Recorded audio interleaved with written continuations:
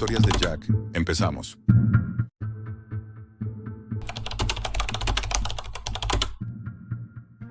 La mayoría de la gente cree que lo peor que puede encontrar en la Deep Web son vídeos enfermos, tráfico ilegal o foros de hackers.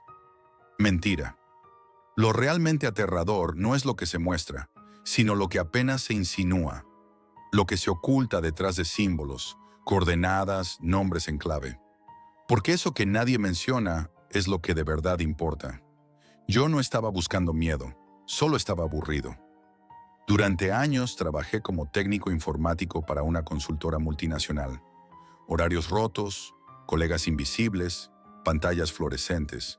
Me pasaba las noches en vela, navegando por capas profundas de la red como quien rebusca en un basurero, esperando encontrar una reliquia.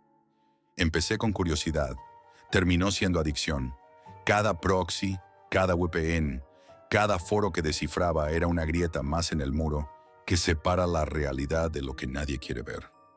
La primera vez que oí hablar de El Ojo de la Verdad fue en un servidor cifrado llamado Arcadia 33. Era un canal de acceso por invitación, extremadamente privado, gente que hablaba en clave, con mensajes diseñados para parecer banales a ojos externos. Un usuario llamado SIONEMA-133 dejó un mensaje en un hilo sobre desapariciones. Si miras el ojo, no olvides parpadear. Acompañaba la frase una dirección .onion, protegida con doble autenticación. Pasé días intentando entrar. Cuando lo conseguí, me di cuenta de que todo lo anterior había sido un prólogo. La interfaz era rudimentaria. Fondo negro, texto blanco. Nada más. Sin diseño, sin publicidad, sin interacción aparente. Solo una lista de códigos alfanuméricos que cambiaban de orden cada vez que actualizabas. Pensé que era una especie de archivo encriptado, pero pronto descubrí que era una red de contenido que se autorregeneraba, como si alguien o algo estuviera alimentándola en tiempo real. Cada entrada era una historia, un informe, una transcripción. Relatos de instalaciones sin nombre, accidentes de laboratorio nunca reportados, ciudades donde los habitantes desaparecieron del censo sin explicación. Y en todas partes, un símbolo, un ojo con una línea vertical que lo atravesaba de arriba abajo. Algunos documentos estaban firmados con un simple número, 133. Ese número empezó a perseguirme. Lo encontré incrustado en imágenes con ruido visual, en los metadatos de documentos, incluso en archivos de audio donde, si ralentizabas la velocidad, se escuchaba una voz susurrando 1, 3, 3, de forma obsesiva. Descubrí que 133 era una referencia interna a una célula dentro del entramado Illuminati. No el grupo visible que alimenta conspiraciones baratas, sino el que está más abajo, más adentro. Una junta sin rostro que opera fuera del radar, por encima de naciones, por debajo de gobiernos. El grupo 133 no se exponía, no controlaba, depuraba. Mi obsesión creció. Quería más. Pasaba horas, días enteros sin salir, sin hablar con nadie, buceando en capas más oscuras. Intercambié datos con otros usuarios anónimos, compartí accesos a mirrors secretos, incluso llegué a usar un sistema de salto cuántico para navegar entre nodos cerrados. Un día, uno de los foros se actualizó con una sección nueva. Pruebas de iniciación. No tenía contenido, solo una cuenta atrás. Cuando llegó a 0, apareció una única frase. ¿Sigues mirando? Y debajo, una casilla para escribir. La pantalla se apagó. Durante 10 segundos no ocurrió nada. Luego, una transmisión en directo comenzó. Sin aviso, sin intro, blanco y negro, imagen granulada. Era una habitación subterránea, con paredes de hormigón sin terminar, una lámpara colgando del techo y una figura sentada frente a la cámara. No decía nada. Llevaba una máscara blanca, sin rasgos, solo el símbolo del ojo tachado dibujado en la frente. El silencio era asfixiante. Pasaron 2 minutos, luego 3. Entonces habló. Jack, no puedes cerrar lo que ya has abierto. No sabía cómo sabían mi nombre. Jamás lo usé. Todo estaba cifrado. Cada conexión era a través de saltos aleatorios. Y sin embargo, lo dijeron. Mi nombre, sin titubear. La imagen se cortó y fue sustituida por un vídeo. No era un archivo viejo, era en tiempo real. En una sala estéril, 5 figuras encapuchadas estaban de pie alrededor de una mesa quirúrgica. Sobre ella, un hombre inconsciente. O eso creía. Al acercarse la cámara, me di cuenta de que sus ojos estaban abiertos. Estaba despierto, pero no se movía, ni parpadeaba, como si su cuerpo hubiese sido desconectado de su voluntad. El procedimiento fue quirúrgico, pero inhumano. Le abrieron desde la nuca hasta la base de la espalda con una herramienta que no reconocí. No había sangre, solo un líquido traslúcido que parecía moverse con vida propia. Extrajeron algo, una pieza alargada, como una pequeña columna de cristal. Uno de los encapuchados lo sostuvo frente a la cámara, y por un segundo juraría que dentro de esa cosa había una imagen, un rostro, el mío. Apagué el ordenador, lo desconecté todo, lo destruí. Literalmente lo partí con un martillo. Quemé los discos duros, tiré la tarjeta SIM al mar. Me fui del piso sin llevarme nada. Dormí en estaciones, en albergues, en cualquier sitio donde pudiera desaparecer. Pero el ojo no olvida. Una semana después, en un hostal de mala muerte, encontré una tarjeta en la almohada. Blanca, sin texto, solo el símbolo, el ojo tachado. No estaba firmada, pero no hacía falta. Entendí perfectamente el mensaje. Te estamos siguiendo, no intentes esconderte. Desde entonces empecé a ver el símbolo en lugares que me hicieron dudar de la realidad. En la etiqueta de una botella de agua, en un cartel publicitario cuya fuente tenía una deformidad casi imperceptible, en el recibo de un peaje. Cada vez que lo veía, sentía esa punzada detrás del cráneo, como si alguien, en algún lugar, estuviese activando algo en mi cabeza. Una noche, mientras intentaba dormir en una pensión apartada, escuché un clic. La televisión se encendió sola. Estaba en un canal estático. Ruido blanco. Pero si prestabas atención, entre los crujidos eléctricos, se oía algo. Una voz. Bajísima, apenas un susurro. Repetía mi nombre una y otra vez. Jack. Jack. Jack. Como si intentara entrar, meterse dentro de mi mente. Cuando abrí el armario para buscar algo con lo que romper la tele, encontré un sobre que no había puesto allí. Dentro, una foto. Yo, dormido, tomada desde arriba. En la frente, marcado con un rotulador rojo, el símbolo. No fue miedo lo que sentí, fue certeza. El ojo me había visto, y no se puede desver lo que ya ha sido visto. Han pasado meses desde aquel sobre, desde la última advertencia, pero el silencio no ha significado libertad. Solo es la calma asfixiante antes de otro movimiento, porque esto no se detiene. Ellos no se detienen, y yo ya no soy el mismo. Al principio pensé que se trataba de una amenaza, que el grupo 133 solo quería asustarme, hacerme retroceder. Pero entonces empecé a notar algo peor, una invitación disfrazada de acoso. Me observaban, sí, me seguían sin duda. Pero cada nuevo paso, cada aparición, cada mensaje oculto parecía tener un propósito. Empujarme hacia algo, como si todo esto fuese un experimento, y yo una rata de laboratorio consciente de que está en el laberinto. Contacté con un viejo colega de foros encriptados, alguien que solía tener acceso a nodos profundos y que una vez filtró documentos de alto secreto de una agencia sin nombre. Su alias era Cantorb3, pero en sus últimos mensajes usaba solo números. Le escribí desde un portátil nuevo, en una conexión con 5 capas de salto. Le pregunté por el símbolo. No tardó en responder con un mensaje breve. Si has visto el ojo y aún puedes dormir, no has entendido nada. Luego me mandó un archivo comprimido. Era una especie de diario, o más bien, una bitácora incompleta. Fragmentos de texto, capturas de pantalla, mapas pixelados, coordenadas. Entre todos los documentos, uno llamó mi atención. Era una imagen de un lugar en medio del desierto, con estructuras geométricas enterradas a medias. Sobre la foto, un texto grabado a mano. Observatorio 5. Solo ingresan los que han sido desfragmentados. Desfragmentados. No sabía lo que significaba, hasta que empezó a pasarme a mí. Los primeros síntomas fueron pequeños, desconexiones mentales, momentos en los que parpadeaba y no sabía cuánto tiempo había pasado, minutos, a veces horas. Soñaba despierto. Me encontraba en habitaciones que no reconocía, con objetos que no eran míos. Una vez me desperté en un hostal en Marsella, sin recordar cómo llegué allí. Tenía un billete de tren en el bolsillo y un recibo de una cafetería donde, según el ticket, pedí café sin azúcar. Yo siempre lo tomo con 3. Empecé a llevar una libreta.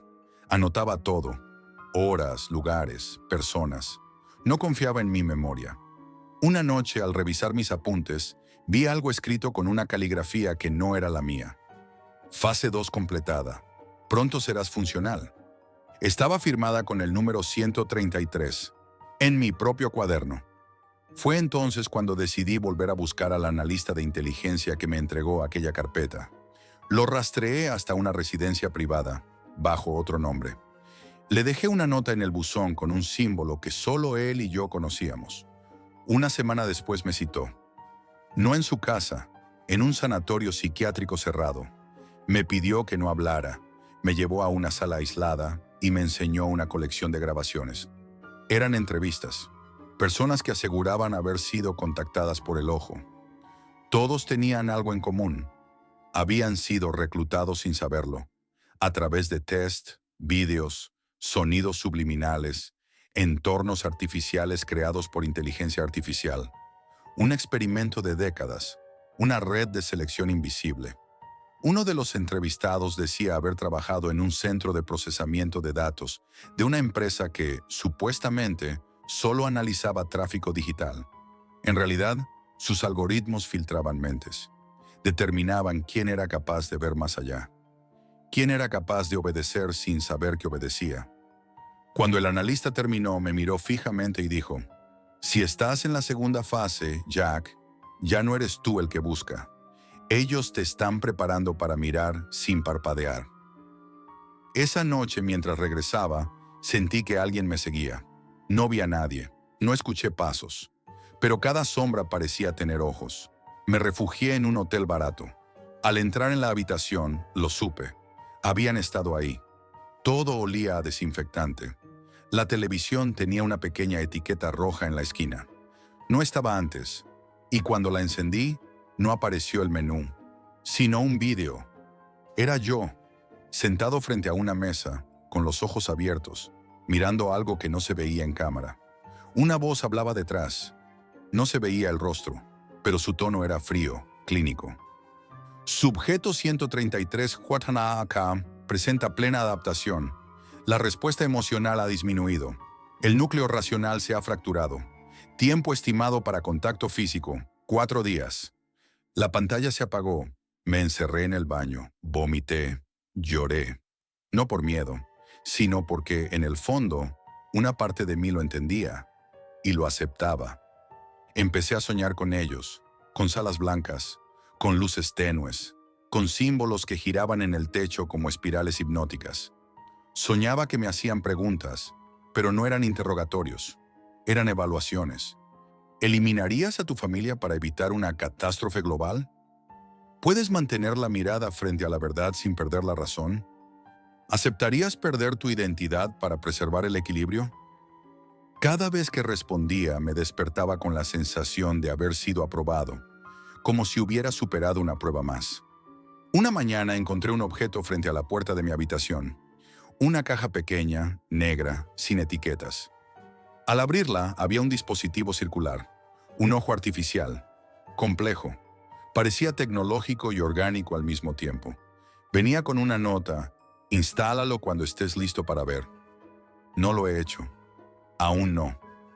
Pero cada día que pasa, esa frase retumba más fuerte en mi cabeza, porque siento que estoy viendo cosas que los demás no ven. Movimientos en el fondo de las multitudes.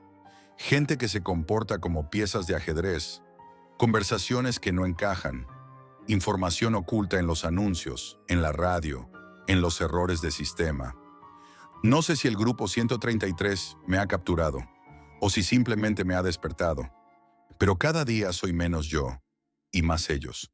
A veces siento que ya no pienso por mí mismo, que hay una voz detrás de mis pensamientos, que cada decisión que tomo no es realmente mía, sino una proyección calculada, como si el ojo estuviera dentro de mí, observando desde mis propios sentidos.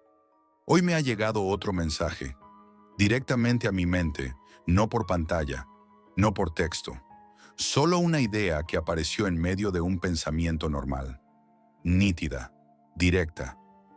Prepárate, es hora de mirar desde dentro. Y lo entiendo. Lo entiendo demasiado bien, porque el ojo no parpadea, y yo ya no puedo cerrar los míos. Si has llegado hasta aquí, es porque has visto más de lo que deberías. Deja tu like, suscríbete y comenta si crees que el ojo ya te ha observado también. Pero cuidado con lo que escribes. Ellos también leen.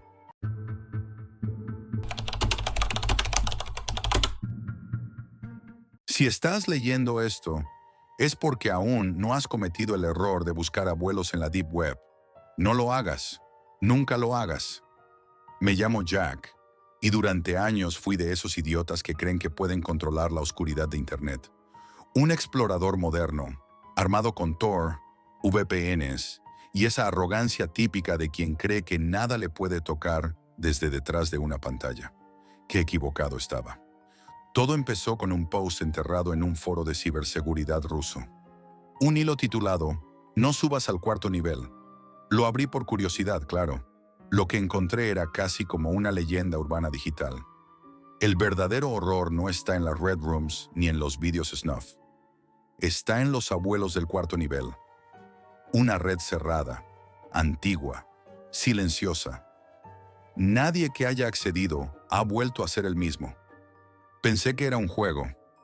ARSH, contenido creepypasta, ya sabéis. Pero no tenía nada de eso. No había publicidad. No había comentarios teatrales. Solo un par de respuestas extrañas de usuarios con nombres tipo Caregiver 777 y Elder Root. Una de ellas decía: "Ellos no cuidan de ti, te preservan". Durante semanas me obsesioné con encontrar algo más. La mayoría de hilos estaban borrados o vacíos, pero encontré una pista más en un chat abandonado de la Onionet. Un usuario compartió, entre muchos enlaces muertos, uno que aún funcionaba: grannycore.allnet. El nombre era ridículo, pero la dirección no lo era. Aquello no estaba indexado por ningún buscador. Tuve que ingresar manualmente con una cadena de autenticación que, por razones obvias, no pienso repetir. La web era vieja, muy vieja. Me recordó a las páginas de GeoCities. Fondo negro, texto verde, nada de menús, ni navegación moderna. Solo un encabezado en el centro. Abuelos que cuidan, abuelos que enseñan, abuelos que nunca mueren.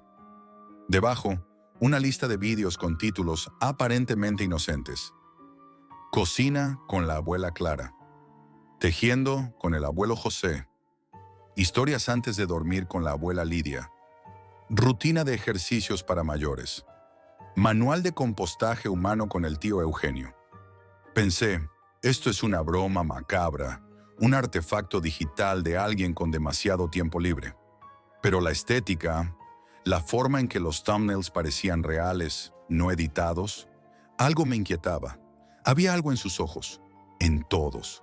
Sonreían, pero no estaban allí. Sus miradas eran huecas, fijas, como si supieran que estabas observándolos. O peor, como si ellos te estuvieran observando a ti. Empecé con Cocina con la abuela Clara. Era una mujer mayor, delgada, pelo blanco perfectamente recogido en moño. Cocinaba una tarta casera. Todo parecía normal. Al principio, la calidad de imagen era sorprendentemente buena. Cámara fija, iluminación profesional, pero sin música. Solo el sonido ambiente, como si alguien estuviera respirando detrás del micrófono. A los 5 minutos, mientras batía los huevos, Soltó con total naturalidad. Recuerda sacar los dientes antes de triturar. Se pueden quedar atascados en las cuchillas del procesador. Me reí. Pensé que era una frase fuera de contexto, hasta que, sin dejar de remover, añadió: las manos pequeñas se cocinan más rápido, pero hay que chamuscar primero los dedos para evitar que se enrosquen. El horror no venía de los detalles gráficos, porque no lo sabía, sino de la normalidad con la que hablaba. Era como si para ella no hubiese nada raro en ello, como si no supiera que lo que decía era criminal. Leí los comentarios. Casi todos parecían auténticos. Gracias, abuela. Me funcionó lo del horno con el torso partido. ¿Alguien sabe si la receta funciona también con mascotas grandes?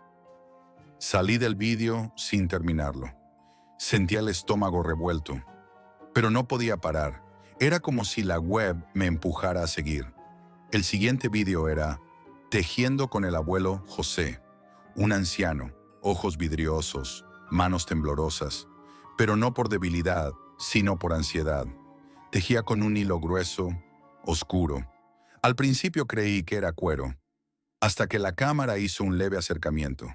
El hilo tenía vello. Estaba tejido con piel. José no decía mucho. Solo murmuraba cosas como: cada centímetro tiene una historia, cada corte, una confesión. Empecé a notar que el diseño del sitio cambiaba ligeramente tras cada vídeo que veía. Al principio era sutil. Un nuevo botón, un símbolo al fondo, una pestaña oculta llamada La Residencia. Entré. Era un chat, pero con actividad en tiempo real. Alguien escribió apenas segundos después: Jack, bienvenido a casa. ¿Cómo sabían mi nombre? Mi sangre se congeló. No respondí. Cerré todo. Desenchufé el router. Formateé el navegador. Pero el daño ya estaba hecho. Durante los siguientes días, no dormí bien. Tenía pesadillas con voces de ancianos murmurando recetas. Veía patrones en las cortinas, en los azulejos, que imitaban los símbolos del sitio. Y entonces ocurrió lo peor. Bajé a por el pan una mañana, intentando olvidar todo. Me crucé con Rosa, la vecina del tercero, siempre amable, siempre con su carrito, su abrigo de lana gris. Me sonrió, pero ese día llevaba una bufanda tejida, idéntica al patrón que vi en el vídeo del abuelo José. Y cuando pasé a su lado, me susurró: las manos pequeñas se cocinan más rápido, ¿verdad? Cuando pensé que lo peor había quedado atrás, la realidad se encargó de demostrarme que estaba muy equivocado.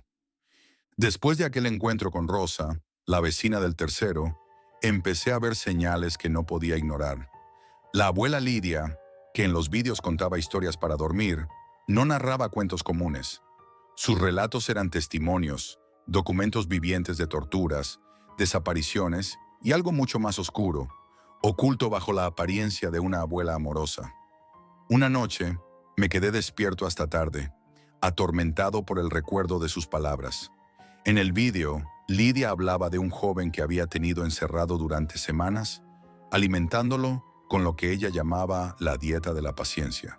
Me estremecí cuando explicó con detalle cómo, poco a poco, el joven había perdido la voluntad, cómo ella lo había moldeado, como si fuera una muñeca de porcelana rota. No podía apartar la mirada de la pantalla, pero tampoco podía soportar verla. Era un juego macabro que me había atrapado. Intenté descargar los vídeos, copiar enlaces, guardar cualquier rastro, pero la web parecía diseñada para protegerse.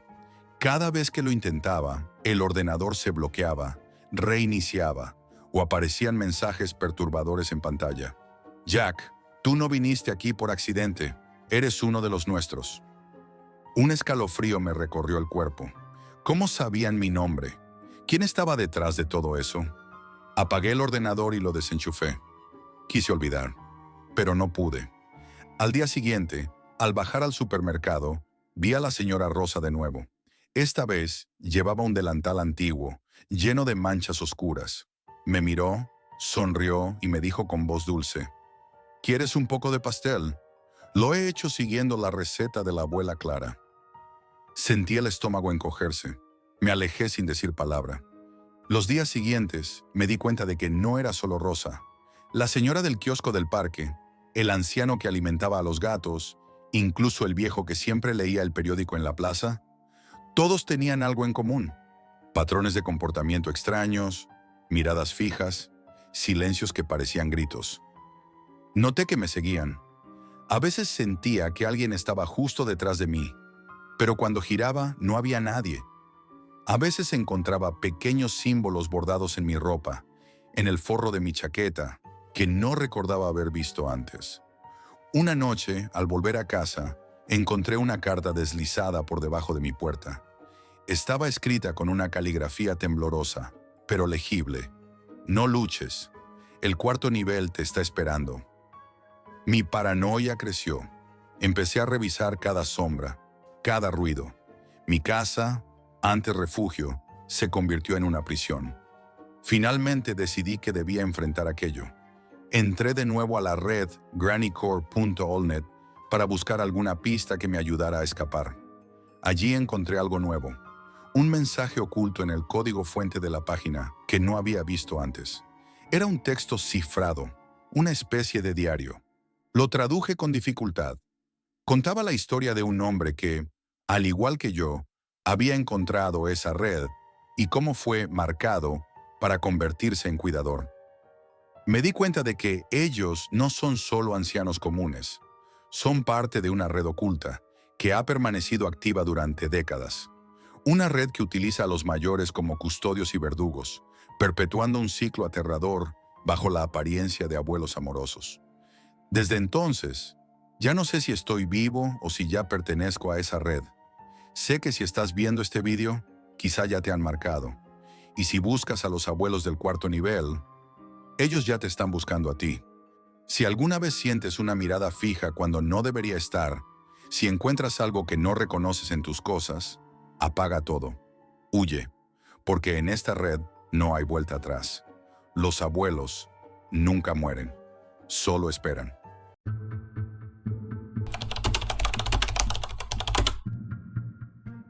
Si alguna vez decides entrar en ese lado oscuro de Internet, recuerda esto. Hay lugares donde perderte no es solo virtual, es real. Esto que vas a escuchar no es un cuento inventado para asustar. Es algo que me pasó a mí, y cada vez que lo recuerdo, siento que vuelvo a vivir esa pesadilla. Todo empezó una noche cualquiera, cuando la rutina me pesaba y la curiosidad me empujó a adentrarme en un rincón de la Deep Web que nadie comentaba en los foros habituales. Encontré un lugar perdido, un foro con un nombre críptico y escaso tráfico, dedicado a lo que llamaban direcciones ilegales africanas. No es fácil acceder, y menos si no sabes qué buscar, pero yo, como muchos, estaba dispuesto a cruzar ese umbral invisible. Al principio, la información parecía inocua. Enlaces a mercados negros, intercambios de datos falsificados, archivos raros que nadie debería descargar. Pero algo no encajaba. Había patrones que se repetían, nombres y direcciones que aparecían una y otra vez en diferentes conversaciones. No eran direcciones de páginas web, sino referencias a lugares físicos, lugares que nadie debía visitar, ni siquiera investigar. La página más inquietante era una lista sencilla, sin apenas formato, casi un documento bruto con nombres, coordenadas y breves descripciones. Algunos hablaban de zonas de guerra olvidadas, otros de mercados clandestinos, pero lo que más me heló la sangre fueron las llamadas zonas de desaparición. Sitios en África donde, según rumores, las personas entraban y no salían jamás. Intenté buscar esas ubicaciones en mapas comunes, pero no aparecían. Era como si alguien se hubiese esforzado en borrar esos lugares del mundo visible. La Deep Web me mostraba una realidad paralela, una red oculta que conectaba crimen, miedo y silencio. Las noches siguientes fueron un torbellino de lecturas y búsquedas. Cuanto más investigaba, más sentía que me adentraba en un terreno pantanoso. No era solo información. Había una presencia intangible que se colaba en mis pensamientos, un peso que me oprimía el pecho. Recuerdo que una vez, mientras navegaba por una de esas páginas, mi ordenador se congeló durante minutos mostrando solo una imagen pixelada, casi irreconocible, de una calle polvorienta en algún lugar de África. Luego, el sistema se reinició solo. Intenté pensar que era un fallo, pero el escalofrío me recorrió la espalda. Fue entonces cuando recibí un mensaje privado en el foro, algo raro, porque la mayoría solo escribía en público o no respondía.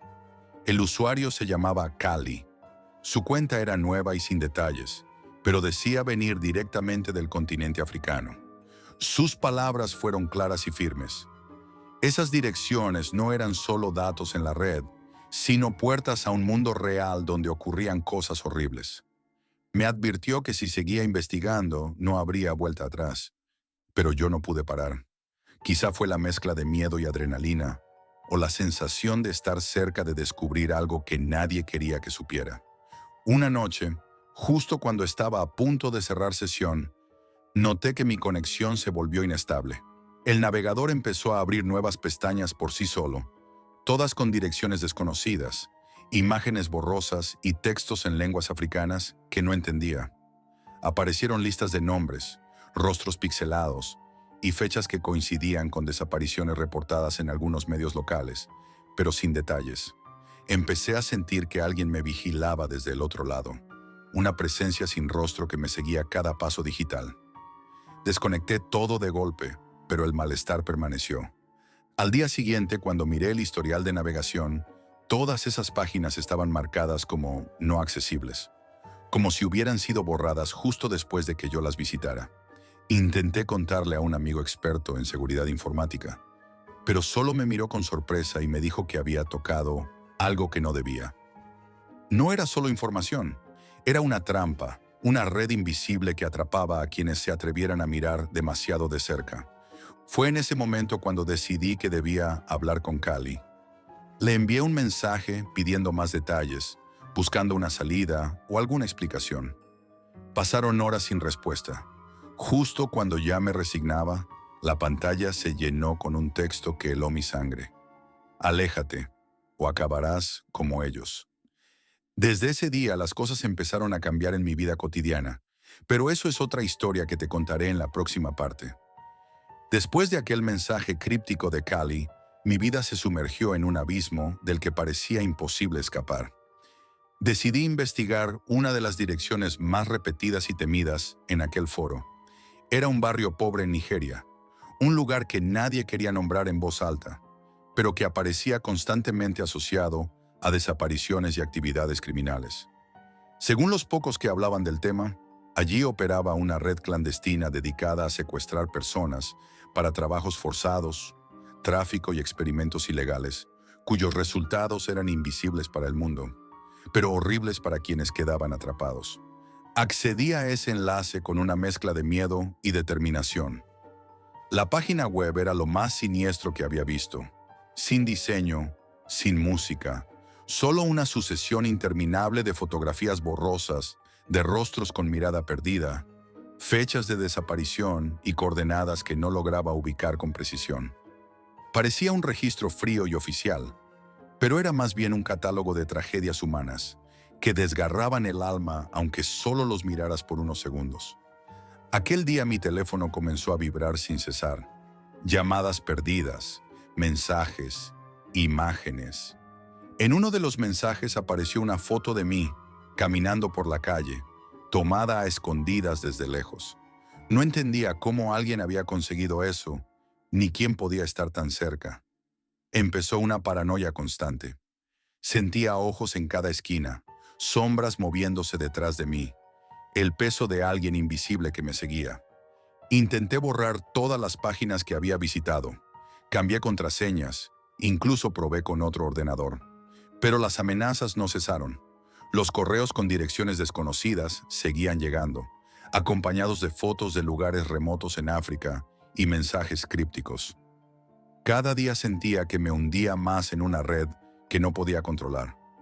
Busqué a Kali desesperadamente, pero su cuenta había desaparecido. No contestaba mis mensajes, y los demás usuarios del foro parecían temer incluso mencionarlo. Era como si algo hubiera acabado con esa comunidad o los hubiera obligado a desaparecer. Una noche, mientras intentaba descansar, escuché pasos lentos y pesados alrededor de mi casa. Miré por la ventana, pero no había nadie.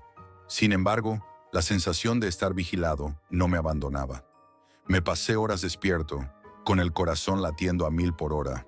Al día siguiente, en el buzón, encontré una carta sin remitente. Solo decía, deja de buscar o serás el siguiente. Fue la primera advertencia directa. Sabía que no era una amenaza vacía. Intenté acudir a la policía, pero ¿cómo explicar que estaba siendo perseguido por investigar direcciones ilegales de la Deep Web? Me miraron con escepticismo, como si fuera un loco obsesionado con fantasmas digitales. Nadie me tomó en serio. Las semanas siguientes fueron una sucesión de momentos terroríficos. Cada ruido me sobresaltaba, cada sombra era una amenaza. La paranoia y la realidad se mezclaban hasta confundirse. Empecé a grabar todo con mi móvil, en busca de pruebas. En una ocasión, revisando un vídeo, vi algo aterrador. Una figura oscura, apenas visible, que me seguía de cerca cuando caminaba por la calle. Intenté mostrarlo a alguien, pero nadie quiso verlo. El acoso fue escalando. En otra noche, alguien golpeó la puerta de mi casa con insistencia, pero cuando salí a mirar no había nadie. Encontré marcas extrañas en el suelo, como huellas que desaparecían en la nada. Intenté desconectarme completamente, cambiar de ciudad, incluso de número de teléfono. Pero las amenazas persistían. Llegaron correos con nuevas direcciones y en cada uno un mensaje aterrador. «Estamos aquí». Era como si ellos supieran dónde estaba, siempre un paso delante de mí. Incluso tuve la impresión de que algunas personas a mi alrededor actuaban raro, que sabían cosas que yo no, o que estaban implicadas en algo oscuro y peligroso. Llegó un momento en que empecé a perder el sueño, la razón y casi la voluntad. Me sentía atrapado en una red invisible, un juego macabro en el que yo era la presa. Por momentos pensé en huir al extranjero, desaparecer del mapa, pero el miedo no me dejó. Hoy apenas me atrevo a contar esta historia. No sé quién me persigue, ni qué quieren exactamente. Solo sé que esas direcciones ilegales africanas no son simples datos en Internet, sino puertas a un mundo donde la violencia, el crimen y el horror se cruzan con la tecnología para atrapar a los inocentes. Si estás escuchando esto, ten cuidado, porque hay secretos en la Deep Web que están mejor ocultos. Y a veces, mirar demasiado profundo en la oscuridad solo hace que la oscuridad te mire a ti y no te deje escapar.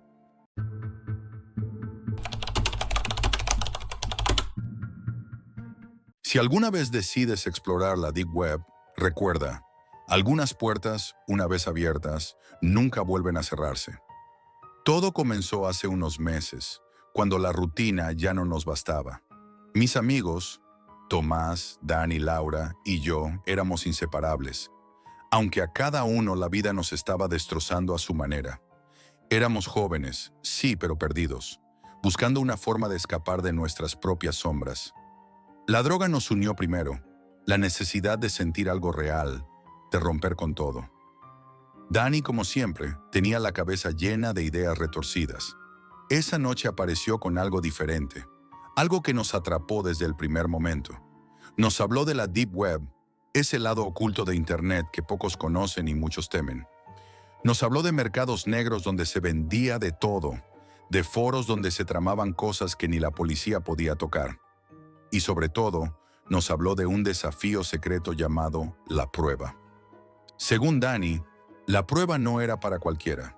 Era un reto que ponía a prueba los límites de la mente y el cuerpo y prometía una recompensa más allá de lo imaginable. Pero también advertía que nadie había contado cómo terminaba realmente. Eso solo hizo que quisiéramos intentarlo más. Esa misma noche, con las copas vacías y el pulso acelerado, conectamos el portátil. Entramos en esa red oculta con más miedo que seguridad, guiados por Dani, que parecía un experto. Al principio todo era confuso. Páginas que cargaban lento, nombres extraños, gráficos que parecían sacados de otra época. Pero pronto encontramos lo que buscábamos. Un foro privado, protegido con contraseñas, donde la gente hablaba en código y compartía experiencias que parecían sacadas de pesadillas. El primer paso de la prueba era simple: conseguir una droga desconocida que solo se vendía en esa parte del Internet y consumirla. Lo hicimos. Danny dijo que era una sustancia experimental, algo que llevaba años sin salir a la luz. Lo que nadie esperaba era lo que pasó después. La sustancia no era una droga común. Fue como si la oscuridad misma se colara en nuestras venas, deshaciendo la realidad. La habitación empezó a girar, las luces parecían respirar, y las voces, esas voces, susurraban cosas que no queríamos escuchar. Por un momento pensé que había perdido la cabeza. Nos encerramos en un silencio pesado. No sabíamos si lo que sentíamos era real o producto de la droga. Pero en el fondo, todos sabíamos que algo había cambiado. Al día siguiente, la segunda orden llegó sin aviso. Teníamos que grabar un mensaje, un texto extraño que no entendíamos, pero que debíamos repetir palabra por palabra y enviar a un foro secreto. Parecía un ritual, una especie de conjuro. Lo hicimos con manos temblorosas. Entonces empezaron las señales. Tomás fue el primero en cambiar. Su mirada se volvió vidriosa, ausente, como si algo le estuviera arrancando el alma. Su voz perdió fuerza y poco a poco se aisló. Aquella noche desapareció sin dejar rastro. Laura y Danny entraron en pánico. Queríamos salir, pero la red nos había atrapado. Nos dimos cuenta de que no solo estábamos jugando con códigos y drogas. Alguien nos estaba observando, controlando cada movimiento. Las órdenes se volvieron más inquietantes. Nos pedían enviar fotos en momentos extraños, grabar vídeos en lugares oscuros y vacíos, y hasta infiltrarnos en lugares donde nunca habríamos imaginado estar. Nos convertimos en marionetas de un juego perverso. Recuerdo una noche en la que Laura recibió un mensaje con fotos de su casa. Fotos que solo alguien dentro podría haber tomado. Su miedo era palpable, como si el peligro estuviera a punto de romper la realidad que conocíamos. Danny empezó a comportarse raro, obsesionado con que ellos estaban siempre cerca, que nos vigilaban, que no había escapatoria. Y yo fui el último en quedarme consciente. Escribo esto ahora, temblando, porque sé que la Deep Web no es solo un lugar en Internet. Es un pozo negro donde las almas desaparecen y el miedo es la única ley. Si alguna vez decides cruzar esa puerta, recuerda, hay cosas que no deberían verse y algunos secretos que matan. Porque cuando entras en la Deep Web no hay vuelta atrás. Después de la desaparición de Tomás, todo cambió. La atmósfera entre nosotros se volvió insoportablemente densa, como si una nube negra hubiera descendido sobre nuestras vidas para no dejarnos respirar. Danny y Laura parecían sombras de sí mismos, con miradas vacías que buscaban algo que ninguno de nosotros podía ver. Yo intentaba mantener la calma, pero por dentro estaba derrumbado. Las órdenes siguieron llegando, cada vez más crueles y extrañas. No eran simples pruebas, sino torturas que nos desafiaban a cruzar límites que no creíamos tener. La Deep Web ya no era un sitio donde buscábamos respuestas o placer. Era un campo de batalla, un lugar donde nuestra mente se desgarraba poco a poco. Una noche recibí una instrucción que me heló la sangre. Tenía que grabar un vídeo en un parque abandonado a medianoche. La cámara debía enfocar un edificio en ruinas, un sitio que nadie visitaba desde hacía años. El solo hecho de ir hasta allí me produjo un escalofrío que no podía explicar. Cuando llegué, el silencio era absoluto, denso, como si la oscuridad se hubiera tragado cada sonido. Mientras encendía la cámara y enfocaba la vieja fachada llena de grafitis y ventanas rotas, sentí una presencia. A través de la pantalla, apareció una figura oscura en una de las ventanas, inmóvil, sin pestañear. No era humana, ni siquiera parecía una sombra normal. Era como un vacío con ojos. Me quedé paralizado, sin poder apartar la vista. Mi cuerpo pedía huir, pero la cámara seguía grabando. Cuando bajé el dispositivo, la figura había desaparecido, como si nunca hubiera estado allí. Mandé el vídeo con las manos temblorosas y recibí un mensaje corto.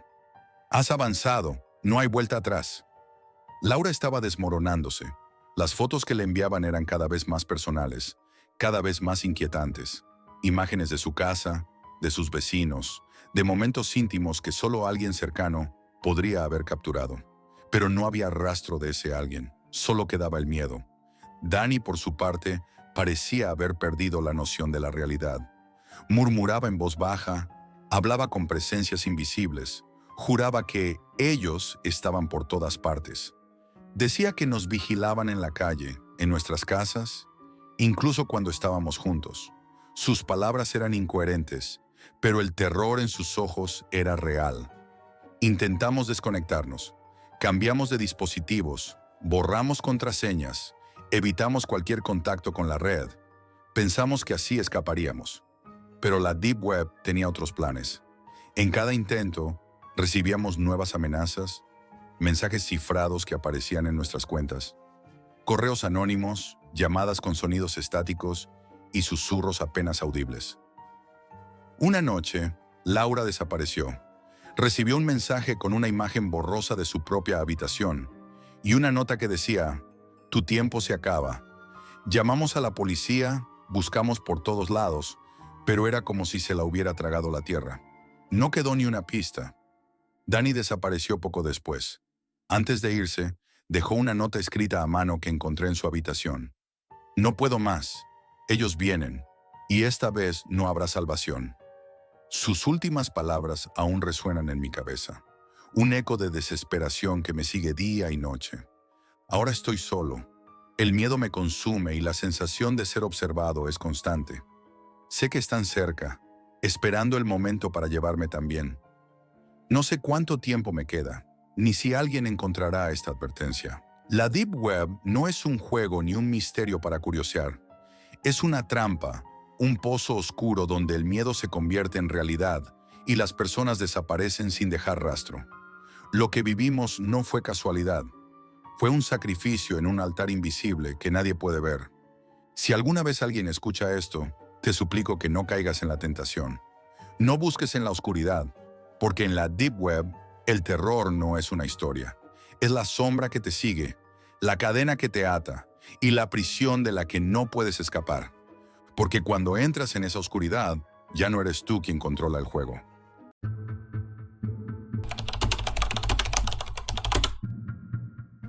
Si alguna vez te ofrecen dinero fácil por ver vídeos en la Deep Web, no aceptes. Te lo dice alguien que ya no puede dormir sin vomitar primero. Lo que voy a contar ocurrió hace unos meses, pero desde entonces el tiempo ya no funciona igual para mí. Lo mido en vómitos, en temblores, en noches sin sueño. Y todo empezó con una simple oferta. $500 en cripto por ver un directo en un canal oculto de la Deep Web. La invitación llegó por un foro extraño, uno que encontré gracias a un viejo hilo de Reddit sobre trabajos oscuros online. El post estaba lleno de comentarios eliminados, pero uno seguía activo. Solo decía: si tienes estómago y estás en la ruina, busca delirio crudo en 0chan. Tardé horas en encontrarlo. El sitio era básico, negro, con texto rojo y GIFs animados perturbadores. Cuerpos sin piel bailando, gente gritando sin sonido. Pensé que era otra comunidad de trolls enfermos. Pero había secciones privadas. Una de ellas se llamaba Banquete en Directo, solo accesible por invitación. Una cuenta anónima me escribió en privado. Me dijo que buscaban espectadores estables para probar un nuevo canal de cocina extrema. Sonaba estúpido, pero el pago era real. Me transfirieron el primer anticipo, 200 euros en Monero, y me dieron acceso al canal, Gula 07. El primer directo fue a las 3 de la mañana. La transmisión comenzó con una cuenta atrás, como si fuera un evento deportivo. Cuando llegó a 0, la imagen se estabilizó. Una sala metálica, como la de un matadero, pero más limpia, fría, sin decoración. En el centro, una mesa de acero inoxidable, una lámpara quirúrgica colgando del techo y un tipo sentado con la cara cubierta por una máscara de cerdo, de esas brillantes, con hocico y orejas realistas. No habló, no saludó. Solo se quedó mirando a la cámara mientras pasaban los segundos. Sobre la mesa había una bandeja tapada por una campana de cristal. Cuando la levantó, Vi lo que parecía una lengua humana. Todavía se movía. Pequeños espasmos, como si se resistiera a estar ahí. Me reí, o eso intenté.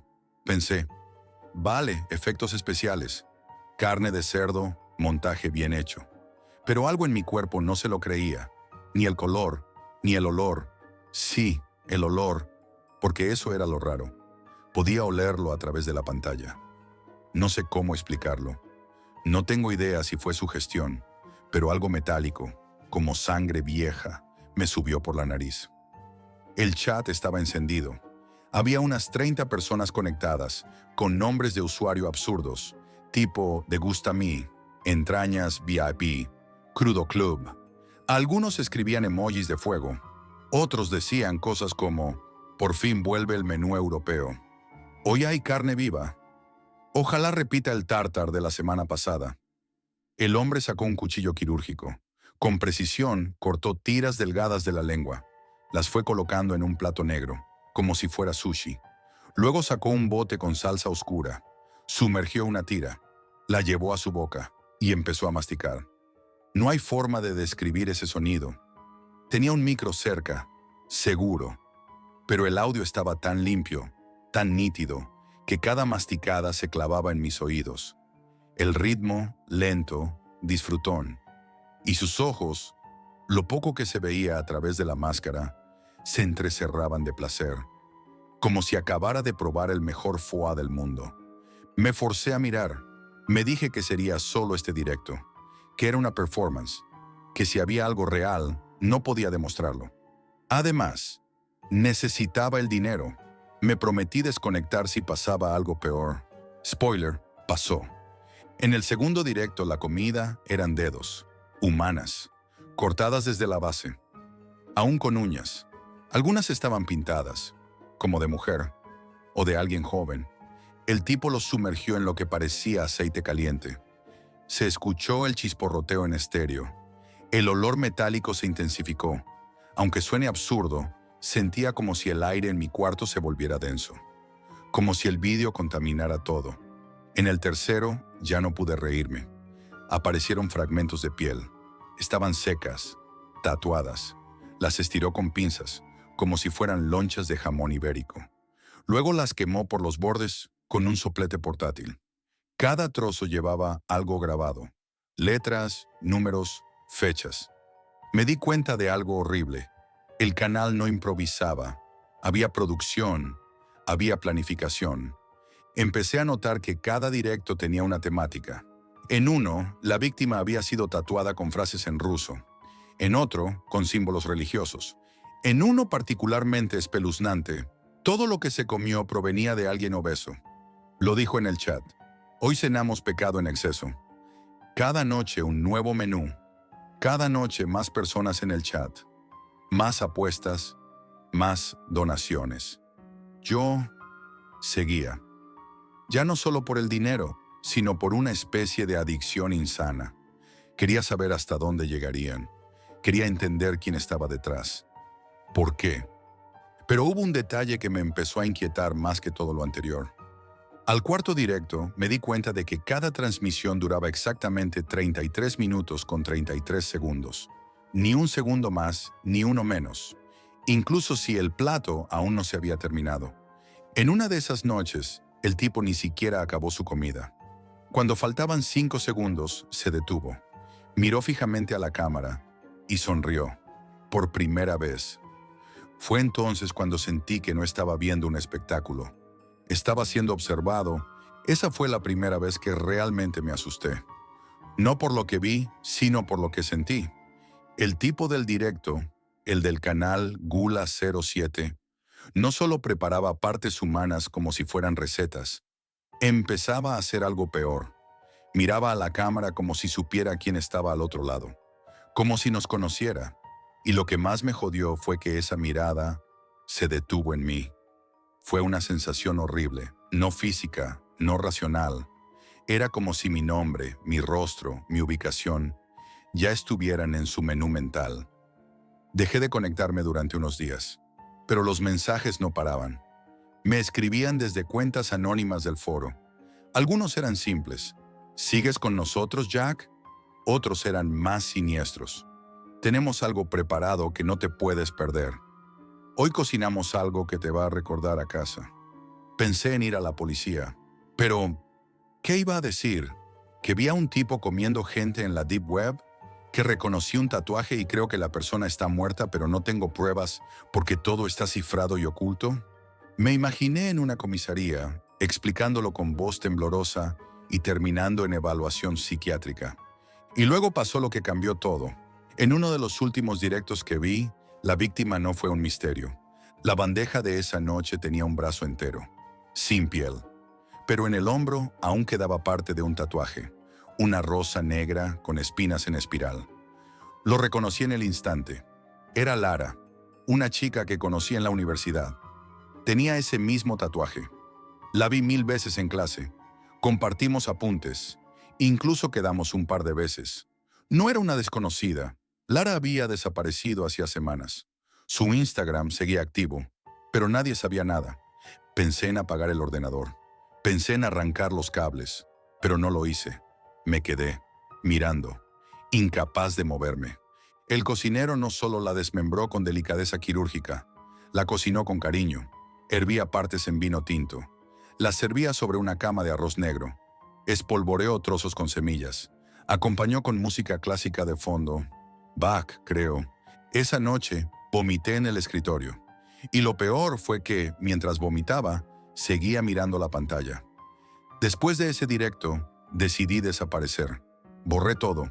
Las wallets, las claves, el navegador cifrado, mi cuenta del foro. Pensé que bastaría. Estaba equivocado. 3 días después recibí un paquete. Sin remitente, sin sello. Lo dejaron en mi puerta. Dentro, un pendrive negro con una etiqueta pegada que decía Bon Appetit. Sabía que no debía verlo, pero lo hice. El archivo se llamaba jackcom conmigo.avi. El vídeo comenzaba de forma casi banal. Imágenes nocturnas. Una calle vacía, luego un parque, luego mi barrio, mi edificio, mi ventana. La cámara se movía lentamente, como si alguien grabara con un móvil desde una bicicleta. Se detenía frente a mi portal. Luego, dentro de mi piso. La imagen ya no era desde fuera. Estaban dentro. Recorrieron mi pasillo, mi cocina, mis cajones, mis platos sucios, hasta llegar a mi dormitorio. Y allí me grabaron durmiendo. Durante más de 1 minuto, la cámara solo se quedó fija, sin moverse, observándome respirar. La última escena era la puerta de mi nevera abierta, vacía. Solo había una nota, escrita a mano en tinta roja. Esta noche cenas tú. Cambié de casa en 24 horas. Vendí el portátil. Desactivé mis redes. Me fui a otra ciudad con un nombre falso y me teñí el pelo. Nadie sabe dónde estoy ahora. No tengo amigos, ni contacto con mi familia. Vivo solo, siempre con las persianas bajadas. Pero no sirve de nada. Hace 2 semanas una notificación apareció en mi nuevo móvil, sin número de origen. Solo decía, ¿te gustó la receta de Lara? Prepárate. El siguiente plato eres tú. Desde entonces todo ha ido a peor. Oigo pasos por la noche. Encuentro huellas que no son mías. A veces me despierto con la sensación de que alguien me está mirando desde la esquina de la habitación. Y lo más aterrador es que, una vez, al mirar debajo de la cama, encontré una bandeja. Vacía, metálica, con mi nombre grabado en la base. Intenté ignorarlo, fingir que era una alucinación. Pero anoche, alguien llamó a mi puerta. Eran las 2:33 de la madrugada. No era un vecino, no era un repartidor. Era un tipo vestido de negro con una máscara de cerdo.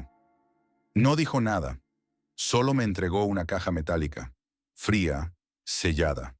Todavía no la he abierto, pero puedo oír un sonido débil dentro, como si algo pequeño respirara. Y ahora cada noche, cuando intento dormir, recuerdo la frase que más se repetía en el chat de Gula07. Si puedes verlo, ya formas parte del menú. Así que tú, que estás escuchando esto, no busques el canal, no entres en delirio crudo y sobre todo, Nunca mires directamente a los ojos del cocinero.